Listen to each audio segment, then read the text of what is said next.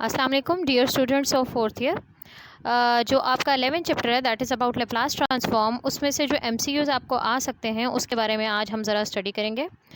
देखिए, सबसे पहले तो जो भी फंक्शंस हैं, डिफरेंट फंक्शंस हैं, उनके लिए ये जो टेबल आपके पास सबसे पहले आपको नज़र आ रहा है एट दिस फर्स्ट पेज, ये टेबल जो है, ये सारे टेबल आपको इस फंक्शंस के याद करने की ज़रूरत है कि किस फंक्शन का लेप्लास जो है वो क्या होगा। ठीक है। अच्छा, लेप्लास यूज़ किस लिए होता है? जैसे कि आप लोग करते हैं कि डिफरेंशियल इक्वेशंस को सॉल्व करते हैं, इसी तरीके से लेप्लास ट्रांसफॉर्म भी यूज़ हो सकता है to solve the differential equations. ठीक है। तो अगर सॉल्व करना है डिफरेंशियल इक्वेशंस को, तो सबसे पहले जो फंक्शंस उनमें आते हैं उनका लेप्लास हमें पता होने चाहिए। तो उसके लिए आप सबसे पहले गौर करें ज़रा। तो पहला जो फंक्शन हमारे पास लिखा हुआ है दैट इज़ वन। ठीक है। वन का लेप्लास होगा 1/s। अच्छा जी, लेप्लास का जो है ये फाइंड करने का तरीका भी है, और वो तरीका क्या है कि किससे हम लेप्लास फाइंड आउट कर सकते हैं। तो उसके लिए हमारे पास एक फार्मूला होता है, वो इस एमसीक्यू में होता है। इसके लिए हम लोग एमसीक्यूज़ भी डिस्कस करेंगे। सबसे पहले आप ये देखें, Laplace of F of T नज़र आ रहा है आपको।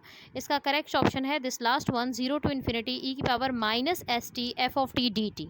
इसका मतलब कि कोई भी फंक्शन हो, आपको अगर उसका लेप्लास लेना है तो आपको एक्चुअली इंटीग्रल लेना है फ्रॉम 0 टू इन्फिनिटी ई की power minus S T F of T D T. इससे आपके पास वही वैल्यू बनेगी जो हमारे पास लिखी हुई है। ठीक है। तो अब ये आपको बजाय इसके कि आप लोग हर किसी का इंटीग्रल लेते रहें और आपका टाइम लगे ज़्यादा, तो उसके लिए हम लोग क्या करते हैं, हम लोग इसको जो है वो मेमोराइज़ कर लेते हैं कुछ फार्मूलाज़ को। वन का लेप्लास जैसे कि आपको नज़र आ रहा है, दिस इज़ 1/s। टी की पावर एन का मतलब है कोई भी फंक्शन जिसकी nth पावर है। It can be T square, T cube और एनी नंबर। ठीक है। तो उसका लेप्लास होगा n factorial by S N plus one. इसके अलावा हमारे पास, अगर हमारे पास ये फंक्शन होगा 1/√πt, तो इसका लेप्लास हो जाएगा हमारे पास 1/√s। इसके अलावा t इंटू ई की पावर एटी, यानी कि एक पोलिनोमियल t है और उसके साथ कोई एक्सपोनेंशियल भी मल्टीप्लाई हो रहा है। एक्सपोनेंशियल क्या करता है? एक्सपोनेंशियल हमेशा शिफ्ट कर देता है हमारे लेप्लास को। आपको पता है कि अगर ये t की पावर 1 होता, तो ये क्वेश्चन, ये थर्ड पार्ट की बात कर रही हूँ, कि t की पावर 1 होता तो ये बनता 1 फैक्टोरियल और नीचे हो जाता हमारे पास s 1 + 1 स्क्वायर, यानी कि टी स्क्वायर का, टी का फैक्टोरियल हमारे पास, टी की पावर 1 का लेप्लास जो है वो हमारे पास हो जाता 1/s स्क्वायर।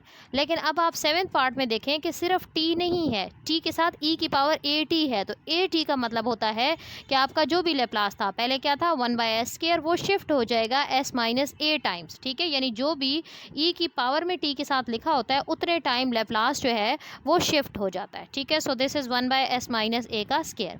इसके अलावा कॉज ए टी का लेप्लास होता है s/s स्क्वायर प्लस ए स्क्वायर। और यहाँ पे आगे जो है इसी तरीके से साइन का भी दिया होगा।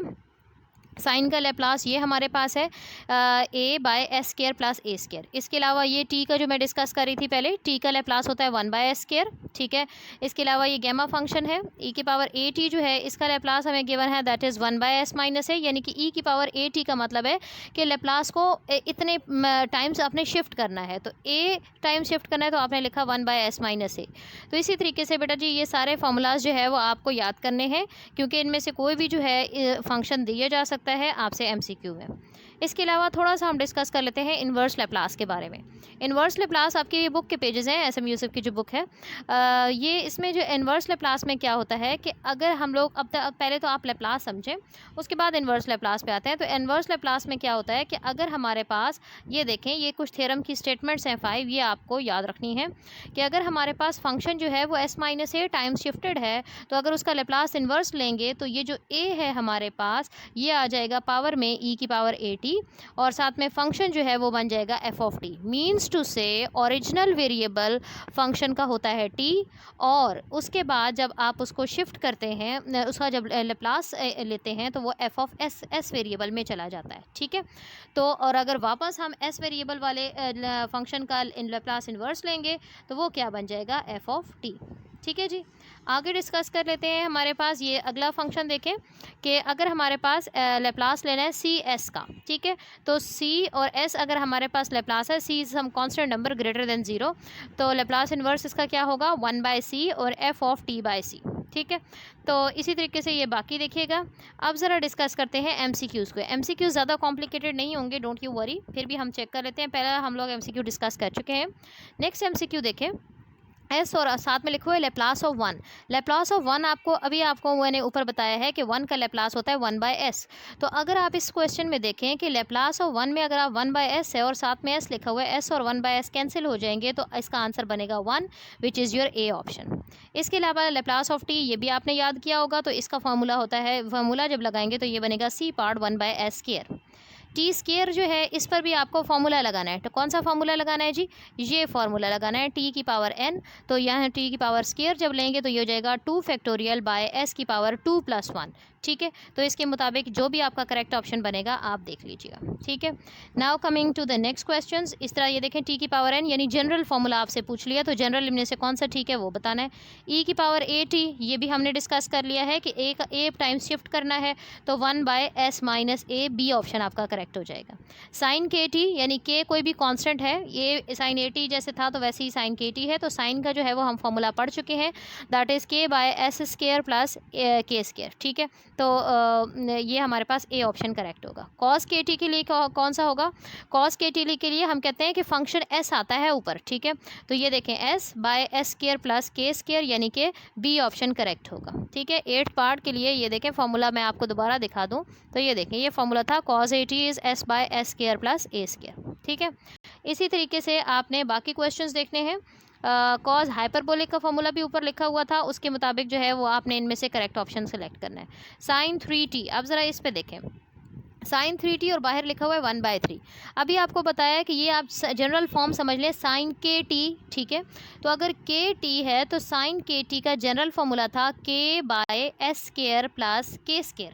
ठीक है, तो ये बनेगा 3/s² + 9, पर साथ में लिखा हुआ है 1/3, तो वो 1/3 का 3 ये ऊपर वाले 3 के साथ कैंसिल हो जाएगा, तो आपका करेक्ट ऑप्शन बनेगा C part, which is 1/s² + 9। तो इस तरह की थोड़ी थोड़ी चेंजिंग करके आपको क्वेश्चन दिया जा सकता है। अब ज़रा इसकी बात करें, 2 + t, 2 जो है अब उसके साथ 1 है, अगर मतलब कुछ भी नहीं है तो 1 है, तो 1 का लेप्लास आपने पढ़ा था 1/s, तो ये देखें 2/s हो जाएगा इसका लेप्लास, और t का लेप्लास क्या होगा अगर आप फार्मूला से देखें तो 1/s²। तो ये आपका पहला ऑप्शन करेक्ट बनेगा। e की पावर -3t का मतलब है कि -3 टाइम शिफ्ट करना है, तो फार्मूला था 1/s - a, तो -a, तो a है -3, तो b ऑप्शन करेक्ट बनेगा 1/s + 3। ठीक है, अब ये दो फंक्शन आगे दिए हुए हैं, e की पावर 2t + e की पावर 3t, तो इनको अलग-अलग आपने लिखना है कि इनका बताना है कि क्या लेप्लास होंगे, और उसके बाद इन्होंने इसका एलसीएम ले लिया। ठीक है, इसी तरीके से ये सारे एमसीक्यूज़ जो है वो आपने 1 बाय 1 करते जाना है। ठीक है, ये हमने एमसीक्यू डिस्कस किए थे। ठीक है, इसके अलावा ये जो पेज है इसके भी तमाम एमसीक्यू भी इसी तरह के हैं।